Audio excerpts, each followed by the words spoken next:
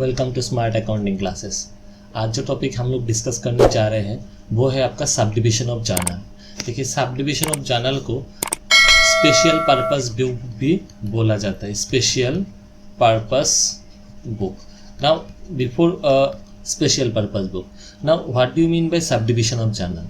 देखिए, जैसे कि हम लोग लास्ट वीडियो में डिस्कस किया था कि जर्नल बुक क्या है, ठीक है ना। हम लोग लास्ट वीडियो में डिस्कस किया था व्हाट इज जर्नल बुक। हम लोग देखा था कि बुक्स ऑफ अकाउंट्स दो कैटेगरी में डिवाइड किया जाता है। एक आपका होता है जर्नल बुक, ठीक है, एक होता है आपका जर्नल बुक और एक होता है आपका लेजर बुक। लेजर बुक आज हम लोग देखेंगे कि जर्नल बुक को सब डिवाइड किया गया है। जर्नल बुक को सब डिवाइडेड किया गया है, उसको बोलते हैं सब डिविजन, ठीक है ना। तो जर्नल बुक को क्यों सब डिवाइड किया जाता है? तो जर्नल बुक का मतलब क्या होता है कि जर्नल बुक एक ऐसा बुक है, जर्नल बुक ऐसा बुक है जिसमें हर टाइप का transaction, all the transactions are recorded. All the transactions are recorded. यहाँ पे ट्रांजेक्शन का मतलब होता है it is mainly related to the business. Business से रिलेटेड होना पड़ेगा। That business transactions are recorded in the journal book. It never classified whether the transactions are similar nature or not. Journal book में हर type का transaction record होता है, ठीक है ना। तो यहाँ पे हर ट्रांजेक्शन को आप कॉर्नोलॉजिकली या डेट वाइज रिकॉर्ड कर सकते हो। कॉर्नोलॉजी का मतलब होता है डेट वाइज। तो यहाँ पे आपने हर ट्रांजेक्शन को डेट वाइज रिकॉर्ड करेंगे। मतलब जितना सारा ट्रांजेक्शन होगा, सारा का सारा ट्रांजेक्शन हम लोग कहाँ रिकॉर्ड करेंगे? जर्नल बुक में रिकॉर्ड करेंगे। तो यहाँ पे जर्नल बुक में अगर ट्रांजेक्शन रिकॉर्ड होता है तो जर्नल बुक का हम लोग क्यों सब डिवाइड करते हैं, क्यों डिवीजन करते हैं, उसका क्यों पार्ट निकालते हैं? तो ये बहुत इंपॉर्टेंट सा क्वेश्चन अराइज होता है कि क्यों जर्नल बुक में हम लोग जर्नल बुक को सब डिवाइड करते हैं। तो देखिए, जर्नल बुक में ऐसा बुक है जहाँ पे हर ट्रांजेक्शन रिकॉर्ड होता है। तो अगर आपका बिजनेस स्मॉल बिजनेस है, अगर किसी का बिजनेस स्मॉल बिजनेस है, so there should be a limited number of transaction, और it might be possible that 100 tax transaction और 200 transaction took place in a business. हर दिन का 100-200 ट्रांजेक्शन ही होगा। So it is possible for an accountant to record all the transaction in a similar nature of book, ठीक है ना। हर transaction को हम लोग जर्नल बुक में रिकॉर्ड कर सकते हैं। अगर आपका बिजनेस थोड़ा ज़्यादा बड़ा होता है, if your business big as compare to the other business, और आपका दिन का ट्रांजेक्शन माने कि 5000 ट्रांजेक्शन दिन का होता है, तो यहाँ पे देखिए हर ट्रांजेक्शन को जर्नल बुक में लिखने से क्या होता है ना, रिकॉर्डिंग में डिले हो जाता है, ठीक है। हर ट्रांजेक्शन, एक ट्रांजेक्शन होगा, रिकॉर्ड करेंगे, फिर से रिकॉर्ड करेंगे, फिर से रिकॉर्ड करेंगे। So it might create the problem for the accountant. The record keeper क्या होता है ना, रिकॉर्ड कीपर टाइमली इसको अपडेट कर नहीं पाता है। और एक एग्जांपल में देखो कि अगर आपका बिजनेस स्मॉल बिजनेस है, अगर बिजनेस आपका स्मॉल है, तो यहाँ पे अगर जर्नल बुक में आप ट्रांजेक्शन लिखते हैं, दिन का अगर 100 ट्रांजेक्शन लिखते हैं, तो महीने का आपका 300 ट्रांजेक्शन हो गया, महीने का आपका 3000 ट्रांजेक्शन हो गया, है कि नहीं। महीने का आपका 3000 ट्रांजेक्शन हो गया। और अगर आपको दिन का 1000 ट्रांजेक्शन होते हैं तो महीने का आपका कितना ट्रांजेक्शन होगा? महीने का आपका 30,000 ट्रांजेक्शन होगा। अगर आपको कोई पूछे कि एक महीना में आपने कितना का सामान कैश में बिक्री किया और कितना का सामान आपने क्रेडिट में बिक्री किया, सेल किया है, तो आप क्या आंसर दे पाएंगे? नहीं। आपको क्या करना है ना, आपको हर ट्रांजेक्शन, मतलब जर्नल बुक में आपने हर ट्रांजेक्शन तो जर्नल बुक में रिकॉर्ड किया है, तो हर ट्रांजेक्शन को देखना पड़ेगा कि कौन सा कैश में है, कौन सा क्रेडिट में है, कौन सा कैश में है, कौन सा क्रेडिट में है, कौन सा परचेस रिलेटेड है, कौन सा सेल्स रिलेटेड है। अगर सेल्स रिलेटेड है तो वो कैश में है या क्रेडिट में, यू हैव टू एनालाइज और you have to check all the items. क्यों ना अगर हम हर ट्रांजेक्शन को ही एक सेपरेट बुक में रिकॉर्ड करें, जहाँ पे हम लोग को इजीली हर चीज़ का मालूम, मतलब हर ट्रांजेक्शन के बारे में पता चले, तो वो इजी होता है। इसलिए हर जर्नल को हम लोग पार्ट कर देते हैं, सब डिवाइडेड कर देते हैं।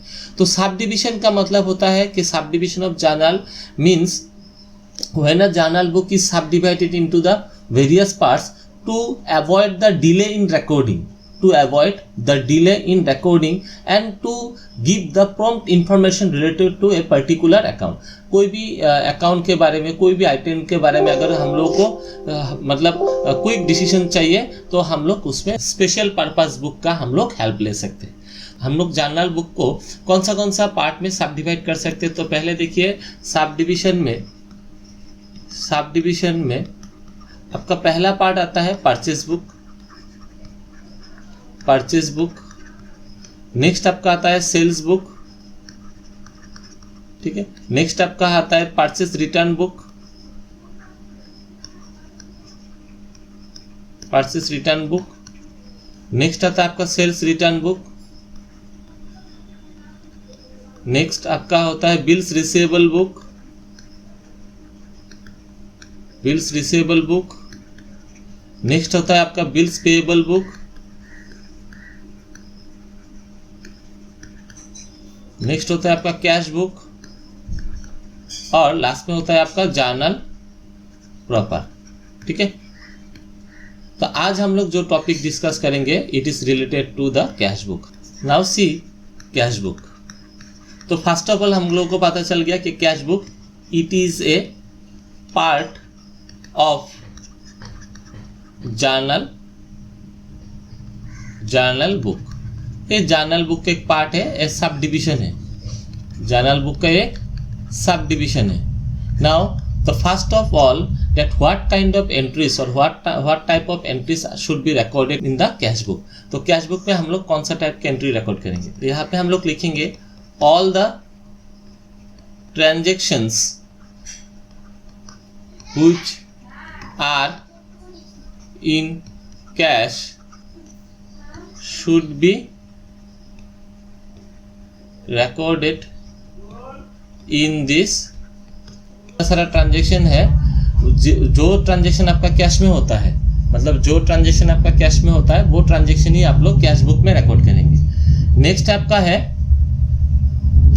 Any credit transactions will not be taken into consideration, ठीक है। कोई भी अगर क्रेडिट ट्रांजेक्शन है वो रिकॉर्ड नहीं होगा। तो यहाँ से एक बात है कि कैश बुक में क्या होता है कि जो भी कैश बुक है, कैश बुक आपका जर्नल का एक पार्ट है। It is a part of the journal book which is known as the sub division of journal और special purpose book. In the cash book, all the cash transaction will be recorded. Only the cash transaction will be recorded, and no credit transaction will be recorded in this book. अगर कोई भी credit transaction होता है तो वो books of accounts में, मतलब वो कैश बुक में आपका एंट्री रिकॉर्ड नहीं होगा।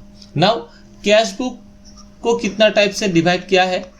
कैश बुक को भी हम लोग लिखेंगे single column cash book, single column cash book. Next है आपका double column cash book,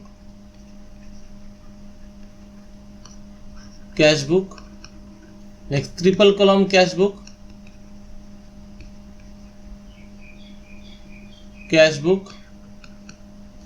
next है आपका मल्टी कॉलम कैश बुक,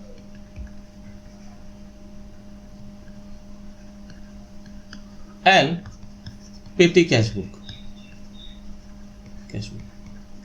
ठीक है। तो कैश बुक एक ऐसा आपका बुक है जो कि आपका बिजनेस में बहुत इंपॉर्टेंट रोल प्ले करता है। Cash book plays an important role in the business. Without cash book it is not possible for the business to find out where from the cash is coming to the business and where to cash is going out. तो इसका मतलब है cash book का role business में बहुत vital है। Cash book से आप इजीली चेक कर सकते हैं कि कौन सा बुक में, मतलब कैश बुक कहाँ से आपको बिजनेस में पैसा आ रहा है और कहाँ पे आपका पैसा खर्चा हो रहा है। कैश बुक आपका बिजनेस का कैश पोजीशन आपको बताता है कि एक हर महीने का एंड में अगर आप मंथली बेसिस में कैश बुक बनाते हैं या आपके डेज आप वीकली बेसिस में बनाते हैं या आपका क्वार्टरली बेसिस में बनाते हैं, तो एक महीना फॉर एग्जांपल आपने कैश बुक मंथली बेसिस में बनाया, हर महीना आप कैश बुक बनाते हैं, तो एक हर महीना कैश बुक बनाने से इसका मतलब है कि इस एक महीना में आपको पैसा कहाँ से मिला और आपका पैसा कहाँ गया और आज के डेट में आपका कितना कैश बैलेंस है, वो आपको कैश बुक बताता है।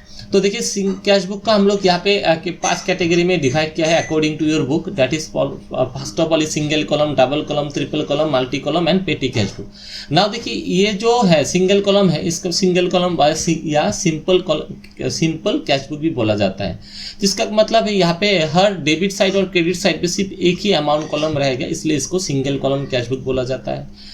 और यहाँ पे जो कैश बुक है दोनों टाइप में आपका दो अमाउंट कॉलम, दो अमाउंट कॉलम रहता है इसलिए इसको डबल कॉलम। यहाँ पे आपका 3 कॉलम रहता है इसलिए इसको ट्रिपल कॉलम। यहाँ पे हम लोग आइटम वाइज कॉलम बनाते हैं इसलिए मल्टी कॉलम। और पेटी कैश बुक मतलब आपका बिजनेस का जो छोटा मोटा खर्चा है, स्मॉल एक्सपेंसेस, स्मॉल एक्सपेंसेस के लिए जो हम लोग कैश बुक बनाते हैं उसको बोलते हैं petty cash book. Let's try to understand the concept of the single column cash book properly. तो यहाँ पे हम लोग लिखते हैं single column cash book, single column cash book. ठीक है, आज हम लोग यहाँ से स्टार्ट करेंगे सिंगल कॉलम कैश बुक। तो सिंगल कॉलम कैश बुक बोलने के साथ साथ हम लोग को याद रखना है कि सिंगल कॉलम कैश बुक में the amount column of both the side is 1 each. मतलब हर साइड में आपका अमाउंट कॉलम एक होगा, माने कि ये आपका कैश बुक का फॉर्मेट है। This is the format of the cash book. तो यहाँ पे आपका अमाउंट कॉलम रहेगा और यहाँ पे आपका अमाउंट, तो डेबिट साइड में आपका अमाउंट कॉलम रहेगा और क्रेडिट साइड में भी आपका अमाउंट कॉलम एक रहेगा। ठीक है, यहाँ पे डेबिट साइड में हम लोग क्या स्टार्ट करेंगे, डेबिट साइड में हम लोग क्या लिखेंगे, ऑल कैश रिसिप्ट। जितना सारा आपका पैसा आएगा वो सारा पैसा हम लोग डेबिट साइड में लिखेंगे और यहाँ पे हम लोग लिखेंगे ऑल कैश पेमेंट्स। ठीक है, all cash payments. Cash book में हम लोग डिफरेंशिएट नहीं करेंगे, नो डिफरेंसेस बिटवीन गुड्स और एसेट्स, गुड्स और एसेट या करंट ईयर और previous year, only the cash transactions will be recorded। ठीक है, अभी कैश बुक का सबसे इंपॉर्टेंट पॉइंट है, कैश बुक हमेशा कैश बेसिस में बनाया जाता है, cash basis. Now what is cash basis, यहाँ पे इसके ऊपर एक वीडियो बना हुआ है अलग से, आप एक बार चेक कर सकते हैं व्हाट इज कैश बेसिस। तो कैश बुक हमेशा कौन सा बेसिस में बनाया जाता है, कैश बेसिस में बनाया जाता है। ठीक है, अगले वीडियो में हम लोग कैश बुक का कुछ प्रैक्टिकल देखेंगे। Single column cash book easy है, आप खुद ही सकेंगे। सिंगल कॉलम कैश बुक हम लोग डबल, ट्रिपल, मल्टी कॉलम या पेटी कैश बुक में देखेंगे। Thank you for today. अगर आपको ये वीडियो अच्छा लगे तो इसको लाइक, शेयर और चैनल को सब्सक्राइब कीजिए। Thank you.